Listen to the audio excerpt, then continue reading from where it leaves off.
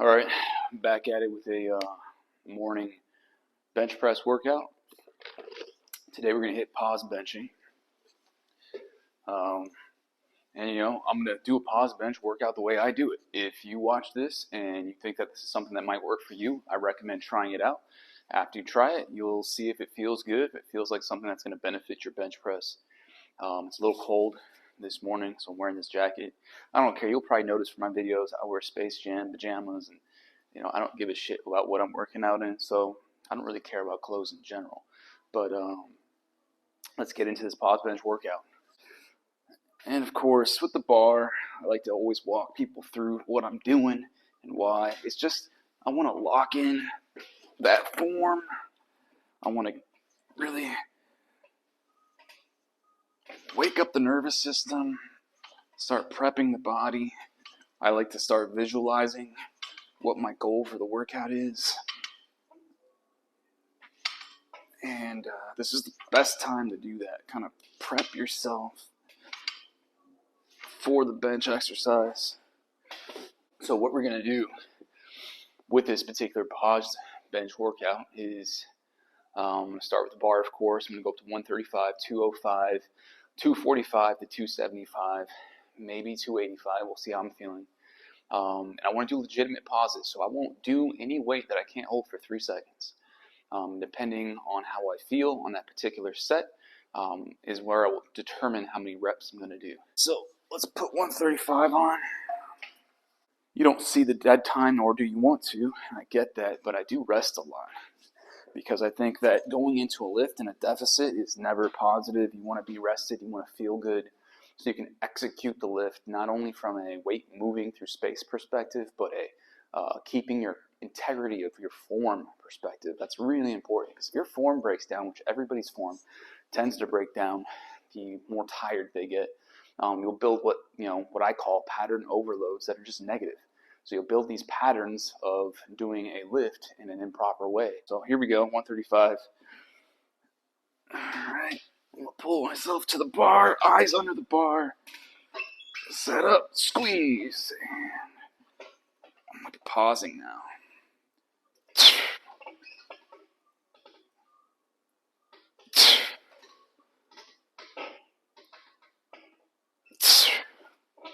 So 3 felt good there. Go! So of course I didn't pause on the just the bar. That doesn't really make any sense. I just wanted to get going there. But now I'm going to start pausing. I'm going to try to hold for 2 to 3 seconds on each one of these reps. I'll be doing 2 to 3 reps per set. So let's keep going up. I'm going to get rest, but not as much as I typically would. But I'm still going to rest between each set. It's time to get going. It's time to hit the next set. But before I do that, if we talk about the importance of pause benching, pause benching is extremely important to get past the plateaus that many people experience with bench press. Pause benching is one of those things that will help to break you through plateaus because the bench itself, and I can talk about this as a hit 205 actually in real time, the grind and the beginning of the press is where most people have the most issue. It's like that first 45 to 50% of the press up. Most people, if you can break through that 45, you can lock your elbows out. But getting to that point is the difficult part, and the pause bench really emphasized training that aspect of the bench press. So let's set up here on 205. So I'll actually demonstrate with 205. So when you go into a press, most people, when you exit, right about there is where people fail, right? So when you're here and you're training the pause, you're really concentrating on stopping power and going. So that really helps you to get through that first 45% to where you can lock out your elbows. Now, something that I'm going to start trying to play with, and I've been playing with this, I couldn't tell you if it's helping. I'm sure some nerd would say, that's ridiculous. Set up here again. I've been doing these reps where I'll come down, pause, up, down, pause, through, right? And I feel like that that awkward stop, almost like you're doing a bodybuilder chest blowout rep where you don't go up at all. That awkward stop and down, then back up. I feel like there's a benefit there. Only through time will I be able to tell if it's really helping me or not. That was more of a demonstration. Let me actually get a couple good reps in here. Down. One. Down.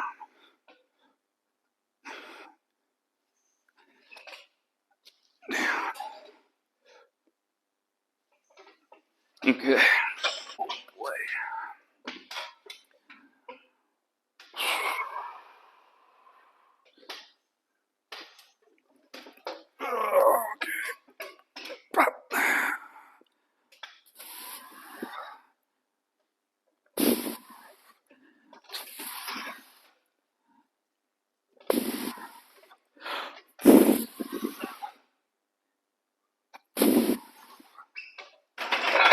And that feels good. I'm sticking with this whole like three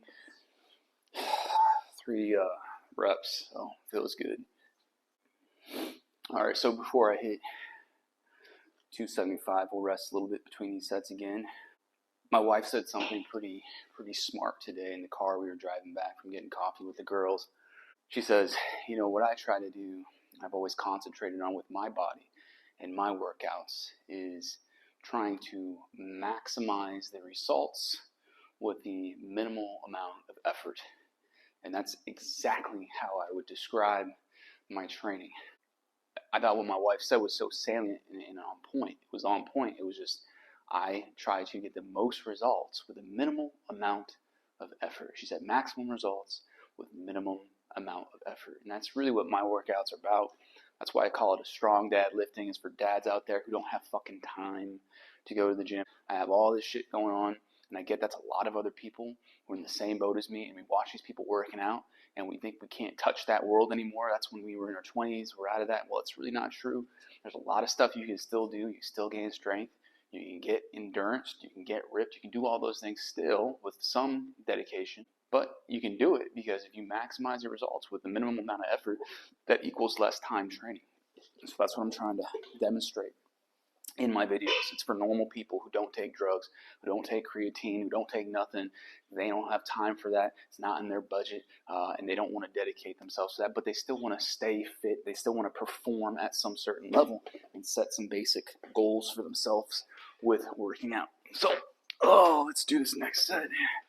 So it's 275. And this one I might only do 2 reps. We'll see. I'm not sure. This feels heavy today, right? But that's okay. It doesn't feel out of touch. It just feels heavy.